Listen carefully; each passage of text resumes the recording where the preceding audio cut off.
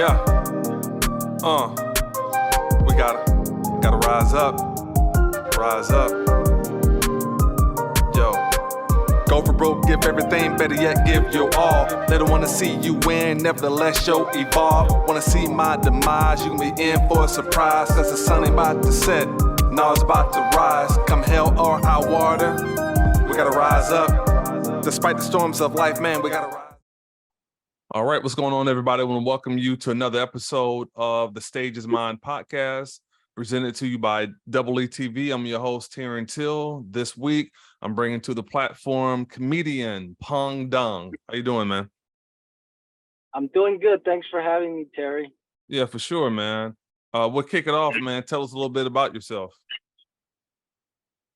Yes, I'm a comedian. I was born and raised in China. And Montgomery, Alabama is actually my first home in America. I came here for graduate school, went to AUM, and became a stand-up comedian when I was in Atlanta. And I moved to Dallas. Now I've been performing everywhere: New York, LA, Georgia, Texas. I haven't done shows in Alabama, but this Saturday I'm coming to Montgomery. This will be my first time ever performing there, and I'm gonna tape my special there. Okay, awesome.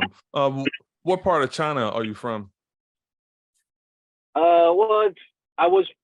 My dad is from Northwest, so I was born in the Northwest, in kind of on the border with Kazakhstan, Tajikistan, Afghanistan. It's very far west in China. Yeah, but my mom is from the south. Yeah, you mentioned your cousin married to a Chinese woman. Yeah. And in fact, I went to school with her, Zhuhan. She's from the south. She's from the same region. Like my family moved to the south. So we're kind of from the same place. Okay. Yeah, we're from the same place. All right, cool. How did you get into comedy? Well, where did that kind of come from? Well, I was in Atlanta. I was working a corporate job, and my coworkers told me they think I was very funny, and they said, "Have you tried stand-up comedy? There's a club in uptown Atlanta called Laughing Skull. We can go.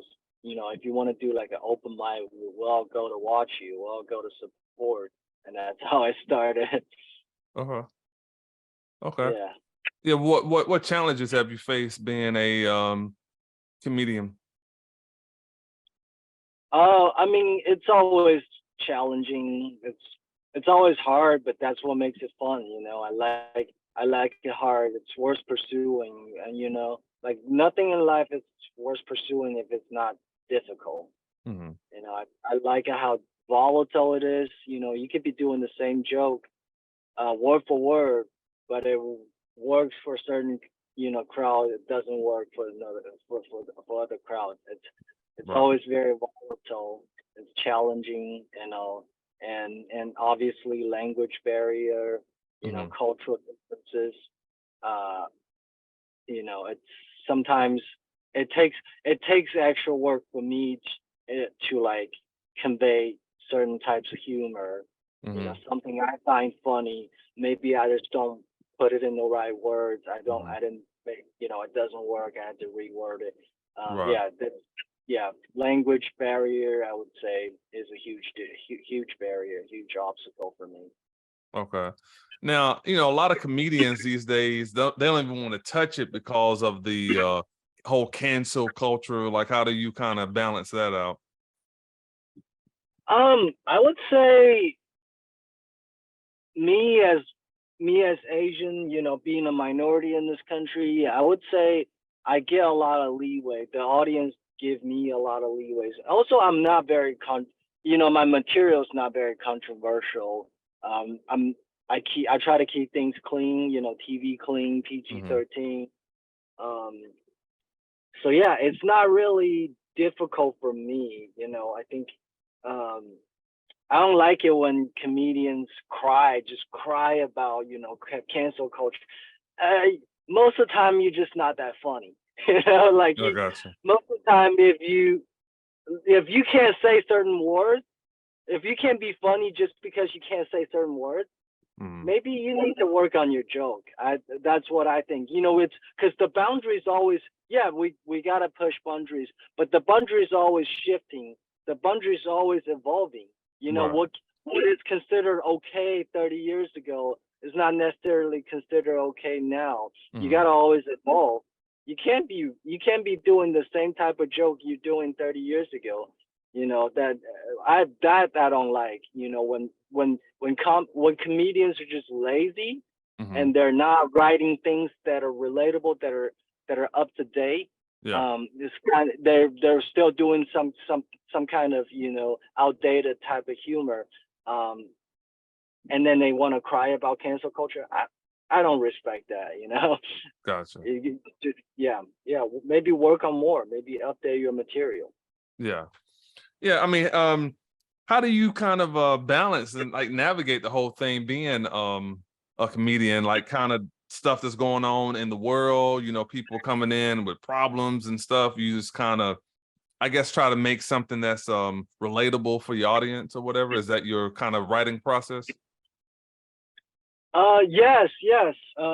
Normally it comes from frustration. A lot of it comes from day-to-day life. Something that bothered me, I would think about it. I would keep thinking about it, and eventually I would try to like bring humor into it, try to turn it into a joke, make it relatable, like you said. It's always a challenge. That's always a challenge, making it relatable. Right. Have you ever dealt with any hecklers? Not very often. It's rare. Okay. Yeah.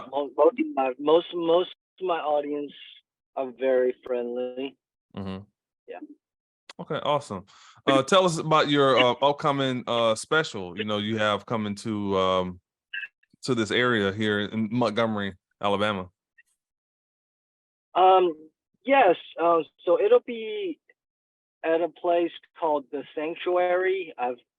When I was in Montgomery, it's an old church. When I was in Montgomery, I used to go there. My friends worked on it. My friend Johnny Veras, he worked on it. He took the initiative to renovate the place years ago. This was years ago. They turned it into a performance art center. So there, I watched a lot of concerts there when I was. I thought that was like one of the coolest places in Montgomery. When I lived there, I used to go there all the time.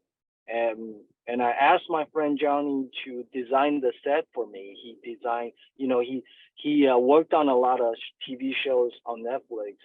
He was as a set designer, so I trusted him. I told him I don't want like a regular backdrop, a traditional backdrop from like the comedy clubs. It's usually drapes or a brick wall. Right. I wanted the stage to look like we're in someone's backyard. We're in a party. There's like barbecue and there's tiki bars, and I'm just like telling jokes to my friend. I don't want to stand like super high up on a stage. Right. I want to like kind of the intimate space where I'm like really close, where I'm like almost on the same level with the audience, and I want that intimacy. Right. Yes. Okay. Yeah, man. I mean, what are some of the you named a couple cities you've been to already. What advice would you give someone else that's maybe interested in becoming a comedian themselves, like 1 or 2 tips to kind of get into the business? You mean like someone who's brand new? Someone who may be interested in doing it themselves, but they don't really know how to get started. Oh, yes. I would say try where the open mics are. Write your first 5 minutes, write your first, rehearse it over and over. A lot of comedians, a lot of new comics make that mistake, myself included.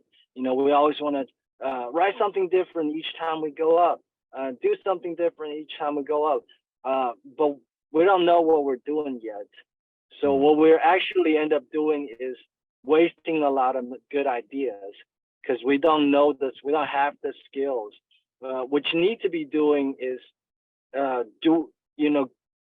building your first 5 minutes and try to repeat that over and over. Try to re-edit it. Don't like jump on new stuff. Right. Otherwise, you'll ruin the joke ideas because you don't know what you're doing.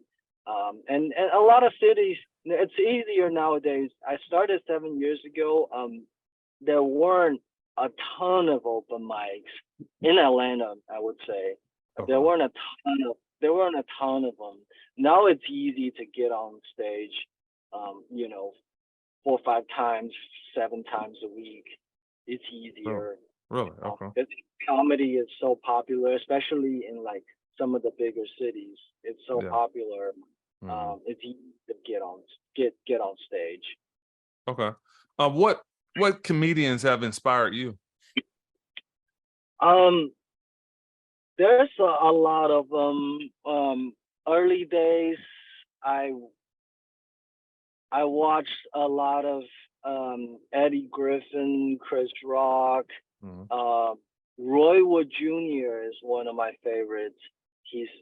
Are you familiar with Roy Wood Jr.? Yeah. Roy Wood Jr. is from Alabama. I think he grew up in Birmingham, but he did his comedy. He did some years in Atlanta, and then he went to New York.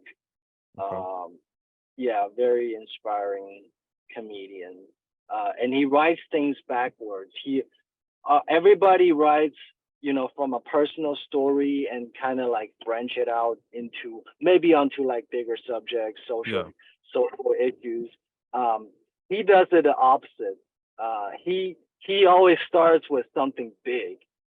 It's like a huge concept, and he boils it down into like personal experiences. I thought that was genius. Right. It's so funny. One of my favorite things he did was about national anthem. Not just black art. He said black artists don't do patriotic songs. We'll sing about specific cities where we can have a good time. He said Ray Charles was thinking about Georgia. He didn't tell you to go there. Where did he tell you to go? He said go to Atlanta where the players play. It was just so fun. Yeah, he went on and on. Yeah. I really like his style. Really like his style. I think he's kind of underrated. Sure. In certain ways, I think he's funnier than Dave Chappelle in my book. Okay. Yeah. And then one more question before we go to our rapid fire section. What kind of inspires you to kind of come up with your material? Is it just kind of experience, things that you see going on in the world, and then you kind of I guess try to take that pressure off of people and kind of give people that weight to lift off their shoulders whenever they come to one of your shows? It's really very lighthearted. I might have, I try to mix the playfulness with seriousness. I don't do like edgy stuff. It's always relatable things, but it comes from my experience as an Asian person from Asia, from China, live in the South. And obviously there's cultural shock. There's it kind of like the fish out of water, kind of type of experience.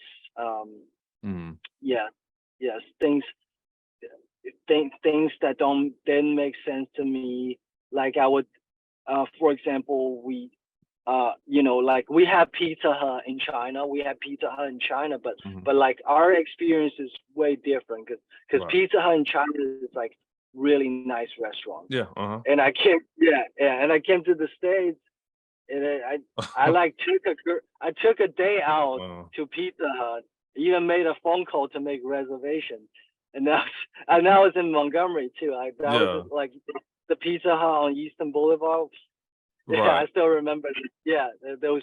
So things like that. It's you know, when later on you think about it, man, that's kind of funny. And I gotta write for sure. They probably thought you were crazy, like reservations. You know, like you don't need you don't need any of those here. You know.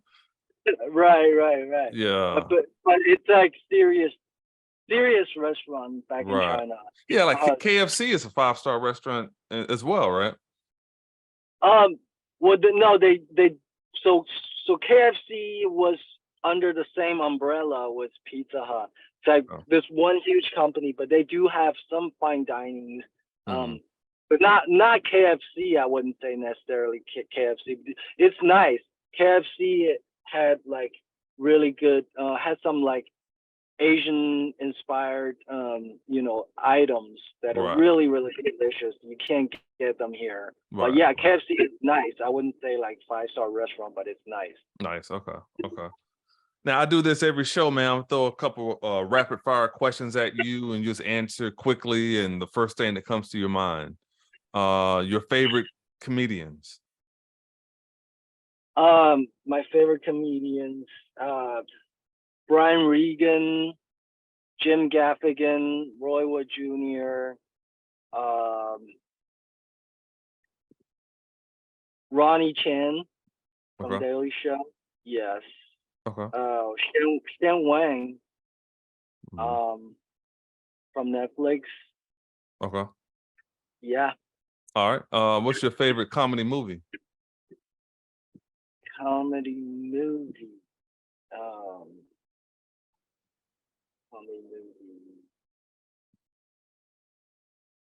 Rush Hour. Okay. Yeah. All right. Basically, all the Jackie Chan movies I like. Yeah. Okay. Yes. Here's a good one for you. What's the weirdest thing you've ever eaten? Weirdest thing I've ever eaten. I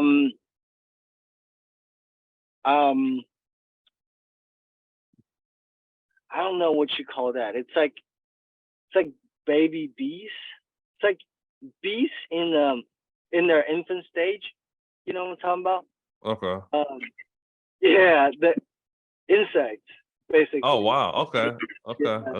Yeah. Yeah, I've seen it live. You know, I went to Korea, so I've seen some strange things, you know. Yeah. What's the strangest thing you saw? Me, I've eaten octopus before. My wife likes that, but I'm not too much of a fan of that, you know. Oh, your wife is from Korea? But she's from China, actually. She's from China, yes. Yeah, yeah. Her family lives in Seoul right now. Yep. Oh. Yeah. Yes. Yeah. So some of the stuff I consider normal. It might not be considered normal in America, but to me, the weird thing are the insects. I tried it once. I didn't like it. Right. It's not for me. Gotcha. Yeah, me either. You have a favorite karaoke song? Barbie Girl. Barbie Girl. I would use it. Yeah, but this is my go-to karaoke song. This was before the movie was out. But I used to do like I would do Barbie Girl. If there's a female and you know I can sing with. Right. But I will also surprise people with some rap songs. Okay. Yeah, I can do my favorite one is It Was a Good Day by Ice Cube. Yeah. Okay. Yeah. That's what's up.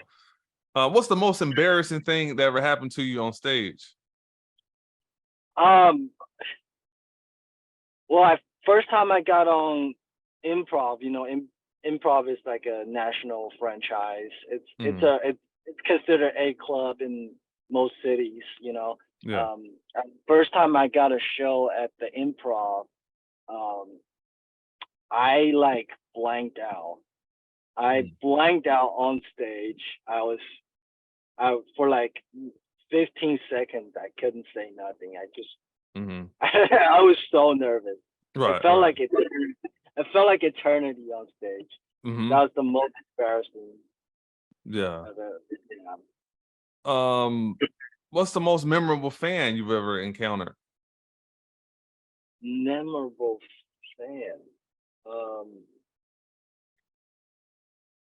Well, yeah, there's some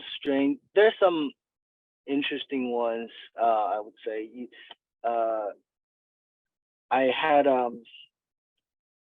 a Chinese woman in the audience when I was in New York. She went there specifically to watch me, but then later she told me, my husband is a really big fan, but he lives in the Bay Area. I live in New York. He like sent me to watch you. So that's kind of strange. Wow. She's not a fan, but somebody sent his wife. Some fan sent his wife to watch my show. Right. Kind of strange. Wow. Yeah. Yeah, but I'm happy. Yeah. And 2 more questions for you. If you could have dinner with any comedian, dead or alive, who would it be? Have dinner with them? Yeah. I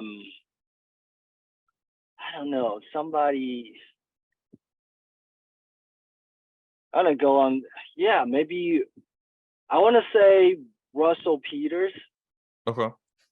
Yes, because I heard he's like a really good storyteller. I heard he can be like really funny in the conversation, and he's like traveled the world. He has got a lot of experiences. I would like to like eat either Chinese food or Indian food with Russell Peters and just hear him talking. Because I think he would be a really good conversationist. All right, and what's your guilty pleasure, man? What's your go-to movie, TV show, or something like that? My favorite TV shows? Yeah. My favorite TV shows, definitely Breaking Bad and Better Call Saul. Okay. Yeah. Yeah, I've actually met some of the cast members, some of the actors from Breaking Bad. Oh, nice. They were comedians in New York. Really? Yes. Oh, wow. I didn't know that. Okay. Yeah. All right. Tell everybody about your upcoming show this Saturday, and then also where people can follow you on social media. Okay, I'm on all social media platforms at PENGDANG comedy, Peng Dang comedy. That's Instagram, Facebook, and TikTok, and Twitter. Okay. And my upcoming shows is at the Sanctuary in downtown Montgomery, Saturday night, August 19th. I'm doing 2 shows, 7 p.m. and 9 p.m. I would say 7 p.m. I would be doing my best materials, mostly clean, and 9 p.m. if I'm feeling good, I'll probably throwing some dirty jokes here and there. So 9 p.m. would be like a B tape. Would be like a B tape. So if you come out to have fun, come to the 9 p.m. They serve drinks. We can even hang out after the show. 7 p.m. it would be like more family friendly. Gotcha. Okay, cool. Yeah, me and my wife plan on being there, man. We definitely appreciate you coming on the podcast, man. Oh, thanks a lot. I appreciate it. Thank you for having me. Yeah, for sure, man. Thank you so much. I appreciate you guys tuning in to this week's episode of the Stage is Mine podcast. We'll see you next time. Take care. All right. Thank you, Terry. I want to thank everybody for their support. Those of you that have been watching all of our podcasts. If you're interested in donating to the Stage is Mine podcast, you can send that 2 ways, via PayPal or Cash App. Our Cash App is Terry from the A, and our PayPal is EETV101. Support this machine today to help us continue to do what we're doing. Also, if you're interested in becoming a sponsor of the Stage is Mine podcast, email me today at EETV@yahoo.com or call 334-498-5394. Thank you very much. I want to thank you for tuning in to today's program. Be sure to hit that like, subscribe, and notification bell for all things pertaining to the Stage is Mine podcast. Until next time, take care. Give everything, better yet, give your all. They don't want to see you win, nevertheless, show evolve. Want to see my demise, you can be in for a surprise, cause the sun ain't about to set.